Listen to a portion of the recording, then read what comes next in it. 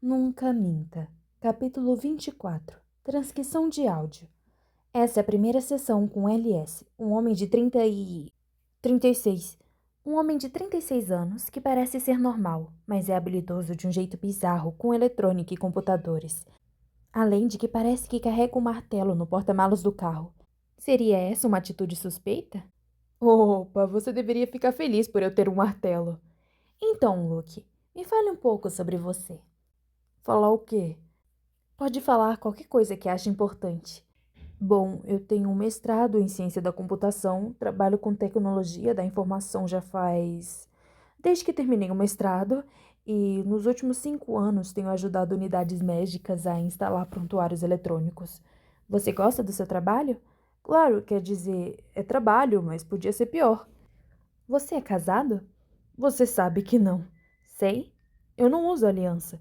Um monte de homem casado não usa. Certo, mas eu não sou casado. Você já foi casado? Hum, Luke? Sim, eu já fui casado. Entendi. Por que o casamento acabou? Ela morreu. Ai, eu sinto muito. Tudo bem, isso já faz muito tempo. Você quer falar sobre? Não, eu não quero falar sobre isso. Vamos mudar de assunto, tá bom? Justo, mas eu só acho que essa ideia não foi boa. Desliga o gravador. Discordo. Temos muito o que conversar. Temos? Temos, Luke Strauss. Você é uma pessoa muito complexa e interessante. Sou? Não ri. Você acabou de perder uma noite fazendo um favor para uma mulher que mal conhece e sem esperar nada em troca. Eu tive que fazer esse favor. Ela mora no meio do nada. Eu não queria que alguma coisa acontecesse com ela. Que gentil da sua parte. Eu acho que eu sou um cara bom. Ou otário. Você só seria otário se esperasse alguma coisa em troca. Alguma coisa que essa mulher não estivesse disposta a dar. Eu não. Quer dizer, eu não espero receber nada em troca, mas eu tenho minhas esperanças. Esperanças de quê? De nada, esquece. Pode falar. É que essa mulher que ajudei hoje, você disse que sou complexo, interessante, e não sei se tem razão, mas essa mulher, ela é tudo isso e muito mais. Ela é muito inteligente. Não dá nem pra acreditar no quanto ela é inteligente. Além disso, nas horas vagas, ela trabalha numa clínica para ajudar pessoas de baixa renda e se importa de verdade com esses pacientes. Ela age como se isso não fosse nada demais, mas o que faz por essas pessoas é incrível. Elas adoram essa mulher. Então você quis ajudar a mulher porque ela ajuda os outros? Quer dizer, um pouco.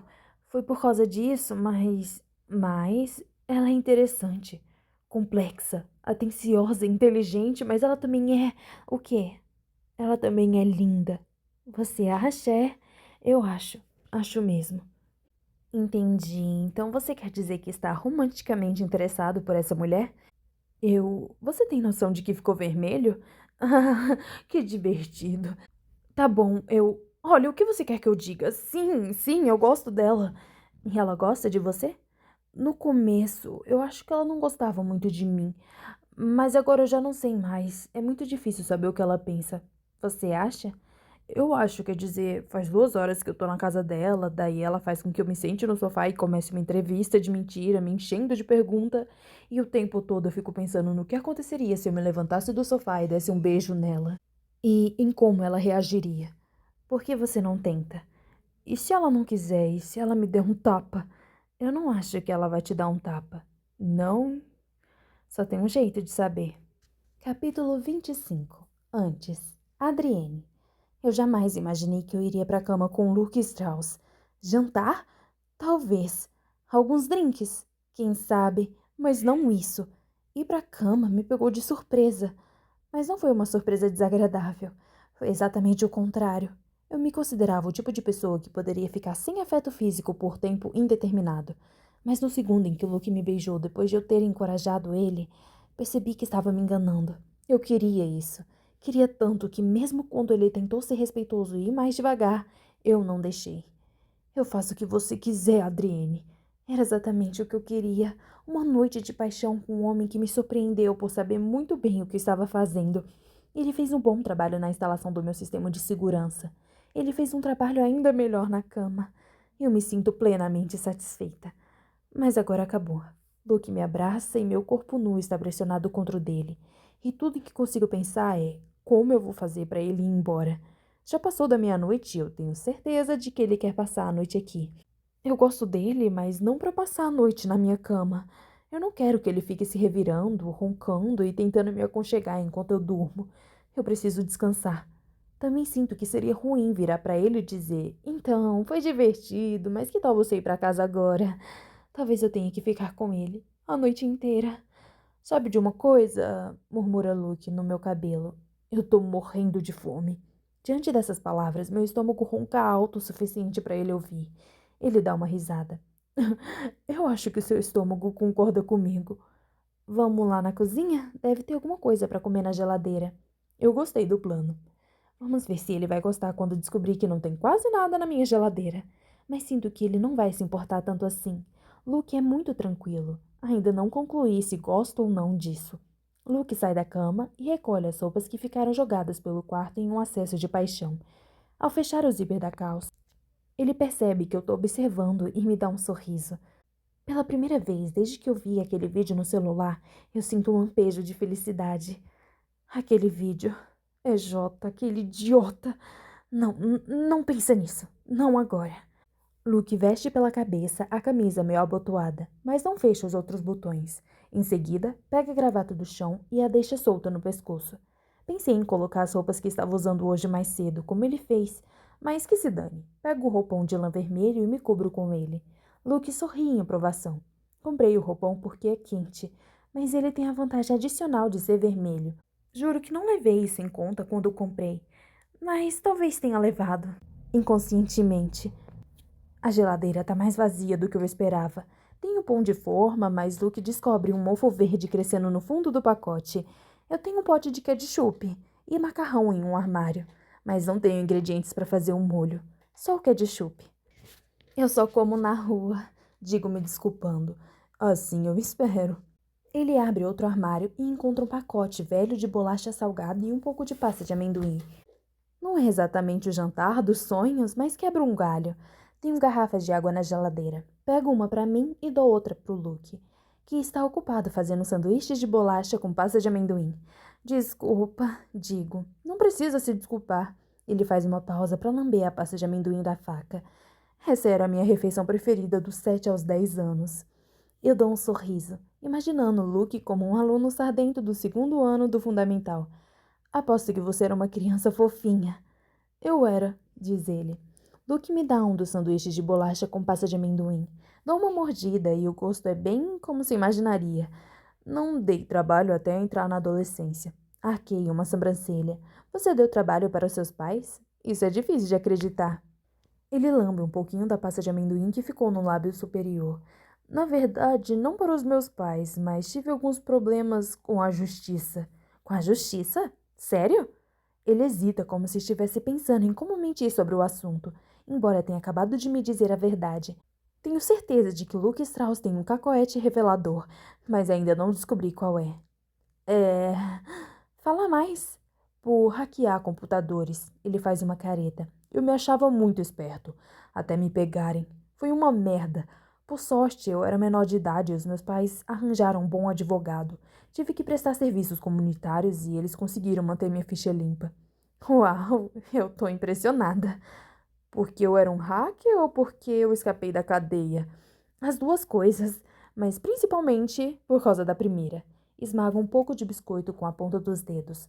Você ainda sabe fazer essas coisas? Fazer o quê? Hackear computadores.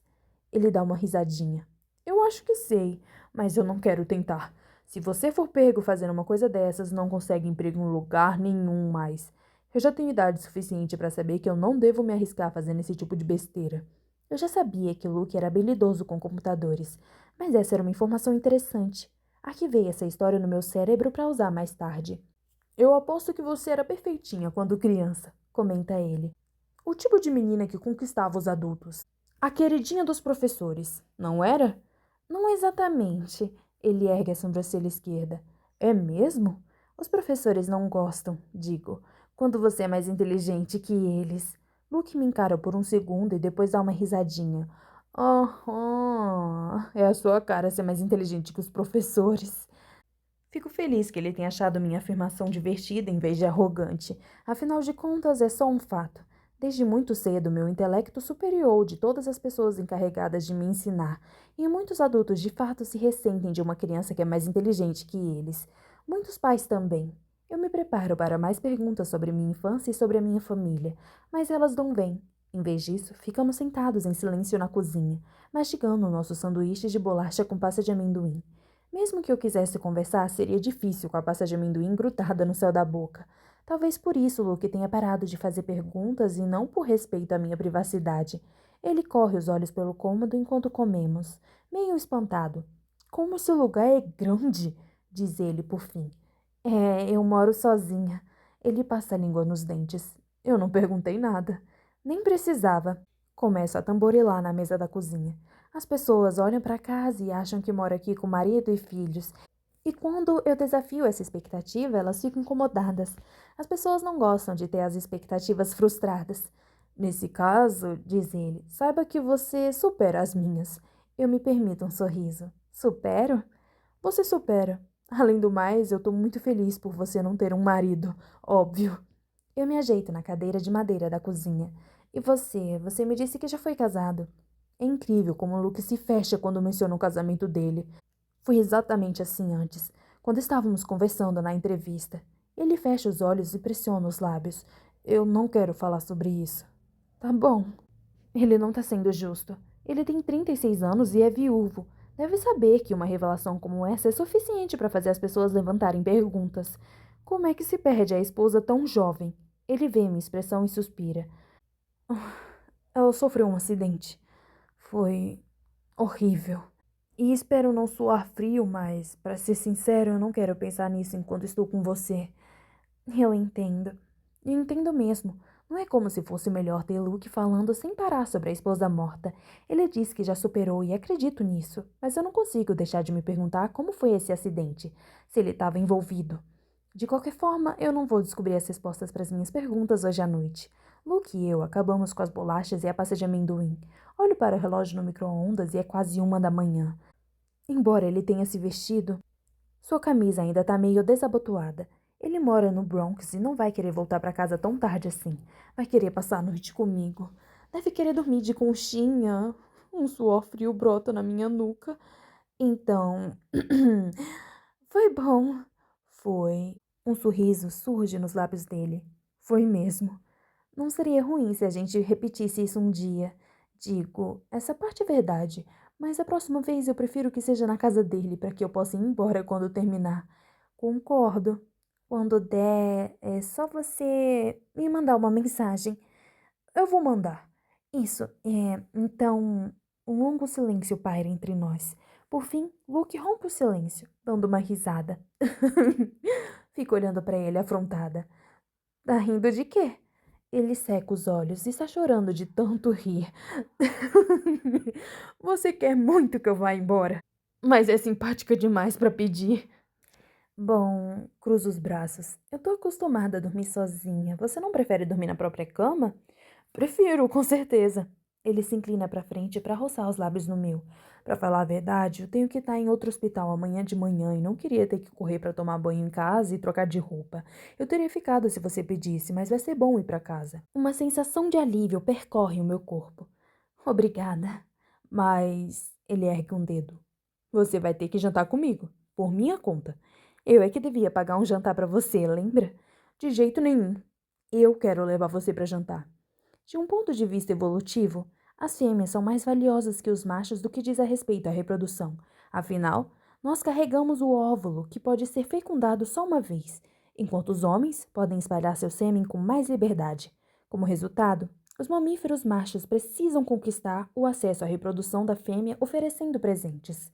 Isso não é exclusividade da raça humana, mas eu diria que ovelhas e vacas não costumam enfrentar esse tipo de dilema. Para a psicologia social, os papéis tradicionais de gênero costumam ser internalizados pelos homens.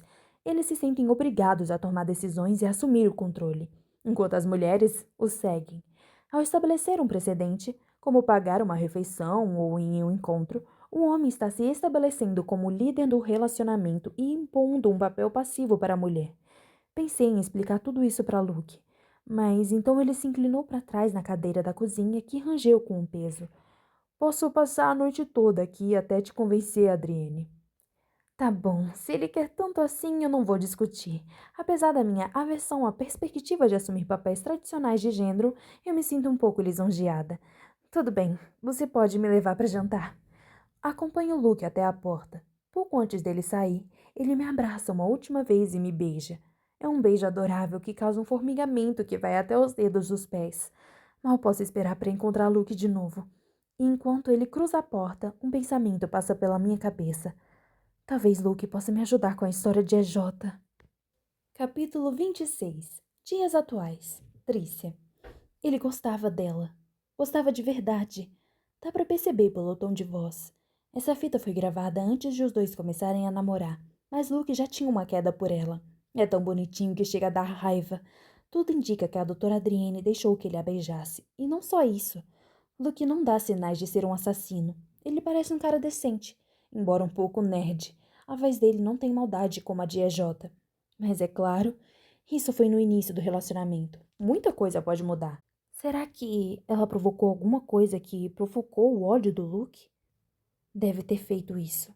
Sentada na cadeira de couro da doutora Adrienne, eu sinto um arrepio. A blusa que eu tô usando é fina como papel e não me esquenta quase nada, mesmo com o aquecimento ligado. Talvez Ethan possa aumentar um pouco a temperatura.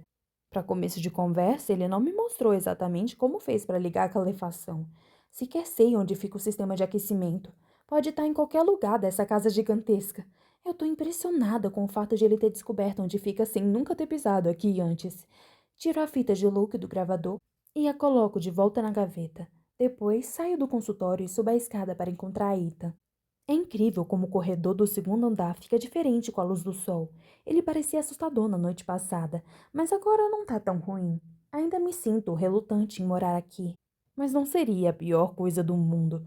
As janelas deixam o corredor alegre e iluminado, embora revelem cada rachadura e imperfeição da parede, e iluminam mais uma coisa, uma cordinha que pende do teto. Eu não sei como não notei isso ontem à noite. Eu acho que faz sentido, já que o corredor estava muito escuro e não é tão fácil ver a cordinha. Agora percebo que está presa em um retângulo no teto. É uma passagem para o sótão. É claro! Agora eu lembro que na descrição que Judy fez na casa no site, ela mencionou um sótão perfeito para usar como depósito. Mas por algum motivo, isso nem me ocorreu ontem à noite. Quando conferimos todos os cômodos do segundo andar, achei que tínhamos percorrido todas as áreas disponíveis. Porém, havia mais uma opção. O sótão. Eu me estico para puxar a cordinha. Nada acontece. Puxo com mais força e, dessa vez, ouço um clique e o retângulo se abre. Há uma escada retrátil presa ao compartimento. E, ao ser aberta, os degraus chegam até os meus pés.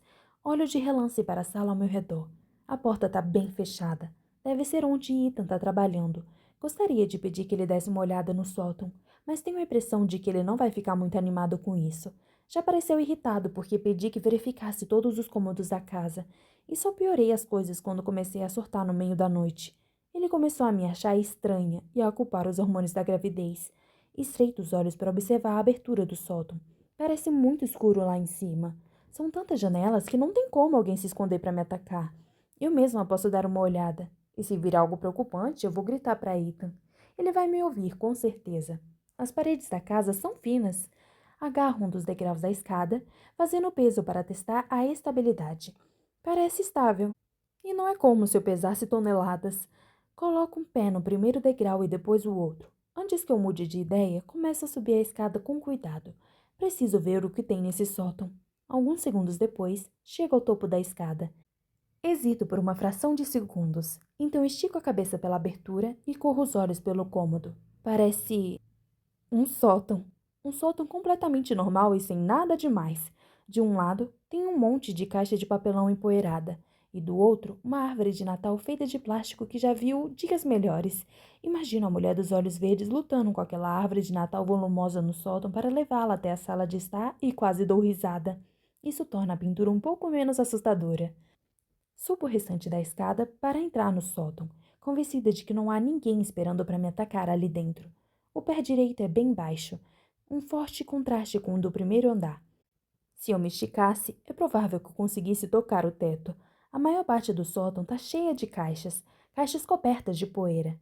Eu tô surpresa que ninguém tenha limpado o lugar em algum momento. Eu me pergunto se a polícia vasculhou as caixas enquanto procurava por pistas. Ao contrário do cômodo secreto de fitas, essas coisas estão todas à vista de todo mundo. Ando pelo pequeno espaço me perguntando se há algum cômodo secreto aqui também. De qualquer forma, eu não vejo nenhuma estante de livros. Vou até uma pilha de caixas cobertas de poeira e assopro a que está no alto. Tem uma inscrição com caneta permanente preta, na caligrafia que já conheço da doutora Adrienne Hale. Enfeites. Levanto a caixa e a balanço, como era de esperar. Os enfeites chocalham dentro dela. Fico imaginando o que vai acontecer com todas essas coisas do sótão se comprarmos a casa. Não que eu esteja pensando nisso a sério, mas será que vamos ter que jogar tudo isso no lixo? Ou esperam que a gente faça uma triagem de pertences da doutora Adrienne? Não existe alguém da família que possa fazer isso? Talvez não exista. Eu acho que ninguém estava com pressa para ficar com os móveis dela. O proprietário da casa é um banco, então suponho que tenham executado a hipoteca da propriedade depois que a doutora desapareceu. Quando coloco a caixa de enfeites de volta na pilha, noto algo enfiado atrás da caixa. Algo feito de pano. Puxo o objeto e respiro fundo quando percebo o que encontrei. É um saco de dormir. Não há nada de perturbador em encontrar um saco de dormir no sótão de alguém. Pelo contrário, é o que se espera encontrar. Mas a parte perturbadora é que tudo nesse sótão tem uma camada grossa de poeira. Menos o saco de dormir. O saco de dormir está limpo. Foi lavado recentemente. Há também um travesseiro atrás da caixa, que parece estar nas mesmas condições. Está limpo e com fronha, sem sujeira nem poeira como o restante do sótão. Só existe uma conclusão possível. Faz pouquíssimo tempo que alguém usou o saco de dormir.